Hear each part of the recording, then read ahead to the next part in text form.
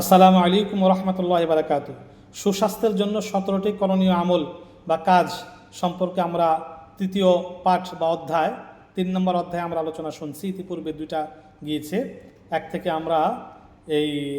থেকে আমরা 9 পর্যন্ত আলোচনা শুনেছি। এখন 10 থেকে আমরা আলোচনা শুনব। 10 নম্বর, সপ্তাহে 2টা বা মাসে 3টা বা মাঝে মাঝে রোজা রাখা। সপ্তাহে 2টা, সোমবার বৃহস্পতিবার, বা মাসে আয়ামি বীজের 3টা বা মাঝে মাঝে রোজা রাখা। এর দ্বারা শরীরের যে বিষাক্ত টক্সিন বা বিষ নিঃশেষ হয়ে লিভার সহ অন্যান্য অঙ্গ প্রত্যঙ্গ সতেজ হবে। আরেকটি বিষয় হলো যে খিদে লাগলে খাওয়া এবং খিদে থাকতেই খাওয়া বন্ধ করা।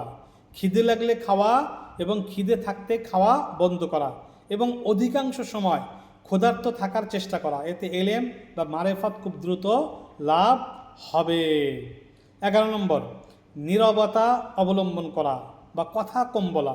12 নম্বর, প্রতিদিন কোরআন তেলাওয়াতের মাধ্যমে সৃষ্টিকর্তা আল্লাহর সাথে কথোপকথন করা। এতে শারীরিক ও আধ্যাত্মিক শক্তি বৃদ্ধি পাবে। তাহলে 12 নম্বর, প্রতিদিন কোরআন তেলাওয়াতের মাধ্যমে সৃষ্টিকর্তা আল্লাহর সাথে এই কথোপকথন করা। এতে শারীরিক ও আধ্যাত্মিক শক্তি বৃদ্ধি পাবে। 13 নম্বর, প্রচুর পরিমাণে পানি পান করা। বাহ্যিকভাবে শরীরে ময়লা হলে শরীর ময়লা হলে আমরা সাবান, পাউডার ইত্যাদি দ্বারা ধৌত করি। কি দেহের ভিতরের অঙ্গ প্রত্যঙ্গগুলো পানের মাধ্যমে ধৌত করা বা পরিষ্কার করা হয়ে যায়। এই জন্য প্রচুর পরিমাণে পান করা, বিশেষ করে সকালে পানি পান করা এবং রাতে ঘুমানোর আগে 1 গ্লাস অবশ্যই পানি পান করা, মানে ঘুমানোর বেশ কিছুক্ষণ আগে পান করা।